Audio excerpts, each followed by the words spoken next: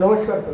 नमस्कार sir, इराणवर America आणि इस्रायलने जो हल्ला केला आहे आणि त्यामुळं भारतामध्ये गॅसचा तुटवडा झाला आहे. शासनानं गॅसच्या संदर्भात ASMA जो काही कायदा आहे इमर्जन्सीचा, तो इमर्जन्सी लागू केली ती कायदा किंवा आता पुन्हा परत म्हणजे वृक्षाची म्हणजे लाकडं, गोवऱ्या म्हणजे पारंपरिक इंधनाकडं जावं लागेल का? म्हणजे हे जे जागतिक संकट कोसळलं आहेच म्हणता येईल आणि गॅसच्या एजन्सीच्या बाहेर लाईनीच्या लाईनी लागलेल्या आहेत.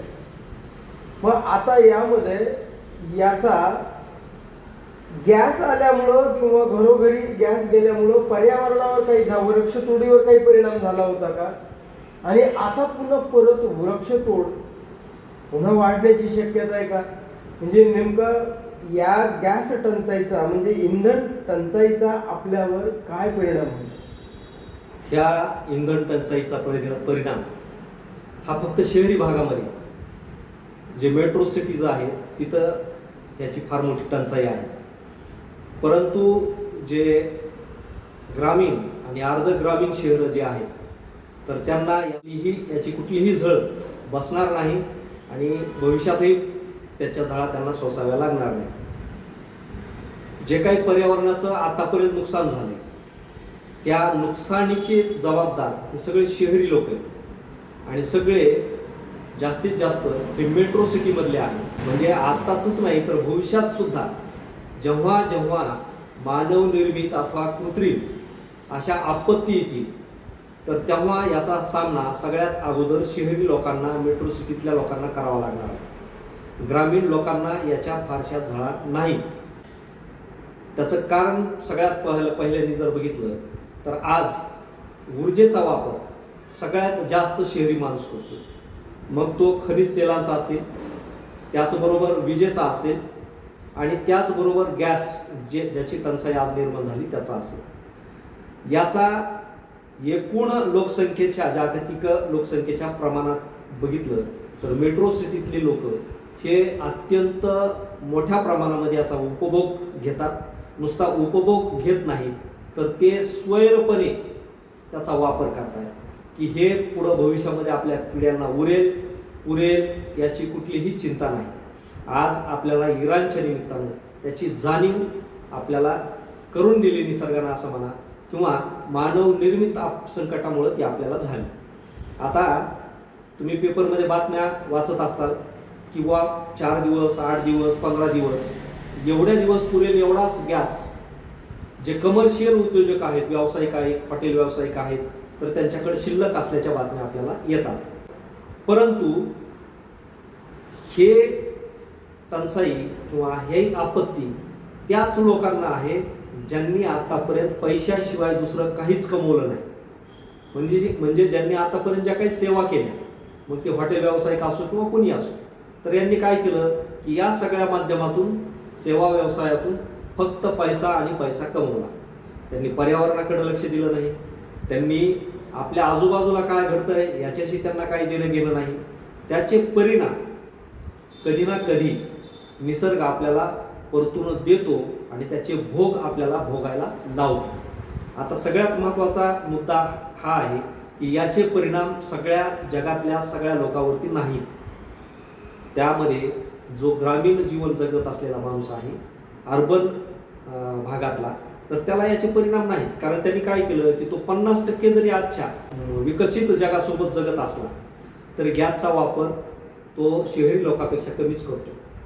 शहरी लोकांना जर 1.5 महिना 1 महिना सिलेंडर जात असेल तर ग्रामीण भागात आजही 3 महिने सिलेंडर पुरतं, 4 महिने सिलेंडर पुरतं. त्याचं कारण असं आहे की ग्रामीण माणूस आजही 50% स्वयंपाक हा चुलीवरती करतो.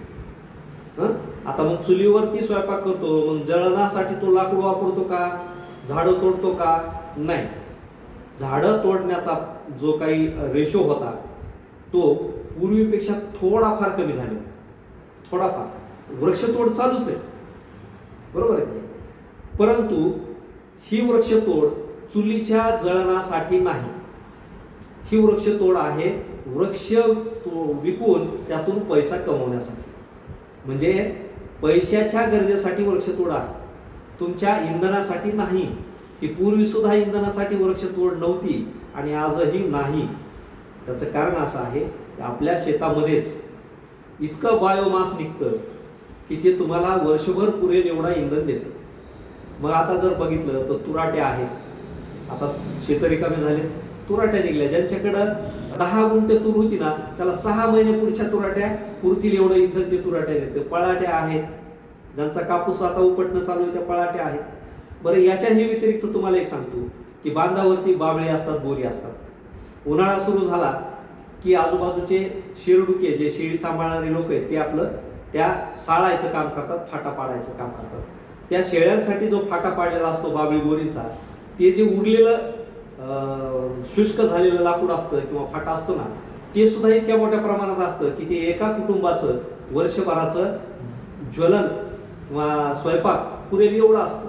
मग याच्यासाठी बुडासकट वृक्ष तोडायची गरज पूर्वी नव्हती ना, आज पण नाही. बरं, त्याच्यानंतर आपल्या दारामध्ये गाय असते, म्हैस असते, बैल असतात, त्याच्यापासून ज्या गोवऱ्या निर्माण झाल्या होतात त्या गोवऱ्या थापायचं काम आता उन्हाळ्यात चालू असतं. त्या गोवऱ्या यासाठी थापलेल्या असतात की पावसाळ्यात त्या कामाला याव्या. म्हणजे ही जी आपली नैसर्गिक संस्कृती आहे ती ग्रामीण भागामध्ये आजही 50% टिकून आहे. याच्यामध्ये आणखीन एक गोष्ट आहे की पाठीमाग उज्ज्वला गॅस भागामध्ये सुद्धा प्रधानमंत्र्यांनी जाहीर केलं की घरोघर गॅस पुरवठा करायचा. लोकांनी ऐकलं नाही ते बरं झालं, कारण हे जे गॅस पुरवठा आहे का, हे राजकारणी लोक हे मोठ्या उद्योगपतींच्या व्यवसायाच्या विस्तारासाठी आपल्याला बळी पाडतात. हे करा ते करा म्हणजे आपल्याला ते करायला भाग पाडतात.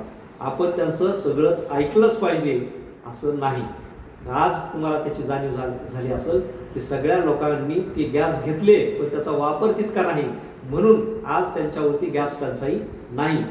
आणि राहिला प्रश्न सगळ्यात महत्त्वाचा, पर्यावरणाचं नुकसान हे तुमच्या ज्वलनामुळं होत नाही, तुमची पेटणाऱ्या चुलीमुळं होत नाही, तुम्ही शिजवत असलेल्या अन्नामुळे होत नाही, किंवा तुमच्या जगण्यामध्ये झाड कुठंही तुम्हाला आडकाठी घालीत नाही.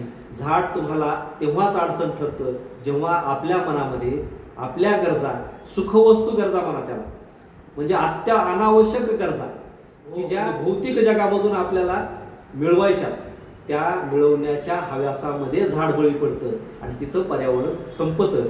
हे यातलं मुख्य सार आहे. प्रदूषण नियंत्रण मंडळानं जरा कायदे सैल केले अशी बातमी आली. म्हणजे जे बायोमास वापरलं, म्हणजे अगोदर जसं काही कोळसा होता तुम्ही जे वापरता त्याच्यामुळं जे काही पर्यावरणाचं प्रदूषण होतं असं सरकारला वाटत होतं आणि जे कायदे कडक केले होते त्यांनी, ते आता कुठंतरी ते सुद्धा त्यांनी सैल केले. म्हणजे याचा अर्थ की या गाड्यांपेक्षा म्हणजे जे काही हे पेट्रोल डिझेल किंवा लाईट निर्मिती करणारे प्रकल्प यांच्यापेक्षा या स्वयंपाकाचा गॅसमुळं काही म्हणजे जास्तीचं म्हणजे तुम्ही आता पर्यावरणाचं नुकसान जरा जास्त करतो का हा स्वयंपाक पाणी? म्हणजे असं मला असं वाटायला लागलं की आता जर सरकार इतकं कायद्यामध्ये सूट देतंय सामान्यांना.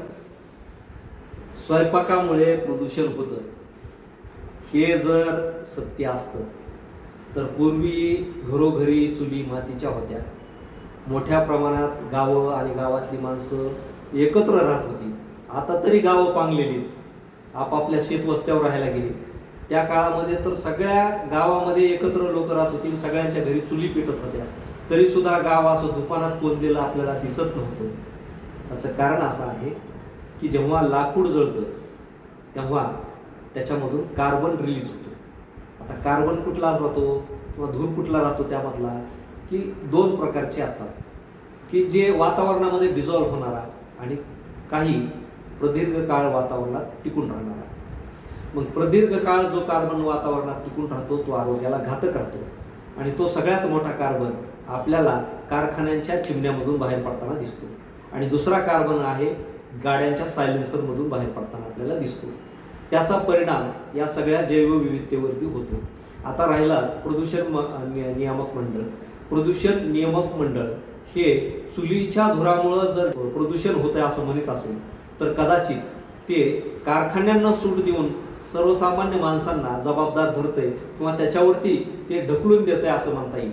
त्याचं कारण असं आहे की आपल्या मराठवाड्यातल्या, औरंगाबादमधल्या अशा अनेक कंपन्या आहेत की ज्यांनी त्यांची प्रदूषण मर्यादा कितीतरी पटीने ओलांडलेली, परंतु त्यांना नील सर्टिफिकेट देण्यासाठी हेच पर्यावरण महामंडळ जबाबदार आहे, प्रदूषण नियामक मंडळ जबाबदार आहे. कारण यांच्या माध्यमातून फार मोठ्या प्रमाणात प्रदूषणाचं नुकसान होत आहे. पाठीमागच्या वर्षी मी बातमी वाचली होती की जालन्यामधल्या एका कंपनीला कितीतरी कोट्यावधीचा दंड त्यांनी ठोठावलेला होता. त्या दंडाच्या पेक्षा खूप मोठ्या पटीमध्ये त्या कारखान्यातून बाहेर पडणारा गॅस आणि रसायनं होती. मग मला सांगा की 1000 गावं एकीकडं आणि एक कारखाना एकीकडं, अख्ख्या महाराष्ट्रातली सामान्य जनता एकीकडं आणि एका जिल्ह्यातले 10 कारखाने एकीकडं, इतक्या मोठ्या प्रमाणामध्ये या कारखान्यांचा धूर निर्माण होतोय. आज आणखीन एक बातमी पुन्हा वाचली, विषय वाढवतो थोडा, की रिलायन्स कंपनीला एक रिफायनरीचं टेंडर अमेरिकेमधून पास झाले. 300 अब्ज, बरोबर का, रुपयांचं ते टेंडर आहे आणि ते टेंडर भारताला मिळालं म्हणून आपल्याकडे आनंद साजरा केला जातो. आता त्या टेंडरचा आणि भारतातल्या सामान्य माणसाचा काय संबंध आहे? ते टेंडर अंबानीला भेटलं, अंबानी काय ते 300 मधले 30 अब्ज रुपये काय सामान्य माणसात वाटणार नाही. उलट तो काय करेल माहिती का, 300 अब्ज पटीमधला पीपी मध्ये कार्बन तुमच्या माथ्यावरती, तुमच्या नाकात, तुमच्या फुफ्फुसात फेकून देईल. कारण ही जी रिफायनरी आहे ती अमेरिकन सरकारनं बंद पडलेली रिफायनरी यांना चालवायला दिलेली. त्याचं कारण असं की त्यांच्या सरकारनं त्या रिफायनरीमधून पर्यावरणाला धोका पोहोचतोय, त्यांचं प्रदूषण दूषित होतंय म्हणून ती बंद पाडलेली होती. बरोबर आहे की नाही? आणि मग त्यांना जर त्या एका रिफायनरीचा एवढा धोका वाटत असेल तर ती आपल्याला मिळाली म्हणून एवढा आनंद साजरा करायची काय आवश्यकता नाही. ते म्हणतोत ना आपण की ती काय असतं माहिती का, की मेलेल्या जनावराचा तुकडा एखाद्या जर फिरस्ती कुत्र्याला टाकून दिला तर त्याला आपली दिवाळी साजरी झाल्यासारखं वाटतं. तशी भारताची गत झाली की भारतामध्ये काही जगातलं फेकलं की इथल्या लोकांना आनंद होतो. कारण जे पाण्यात नाही ते खाण्यात यायला लागले, परंतु आपण खातोय ते विष आहे का अमृत आहे का सात्विक अन्न आहे हेच इथल्या लोकांना कळेनासं झालेलं आहे. म्हणून या नियामक मंडळ जे असतील प्रदूषण नियामक मंडळ ते सर्वसामान्य माणसासाठी नाही तर ते उद्योजक आणि कंपन्यांना सूट देण्यासाठी आणि त्यांना सुरक्षित करण्यासाठी, म्हणजे त्यांचे जे काही त्यातले अडसर आहेत ते दूर करण्यासाठी, त्याचा सामान्य माणसाचा काहीच संबंध नाही.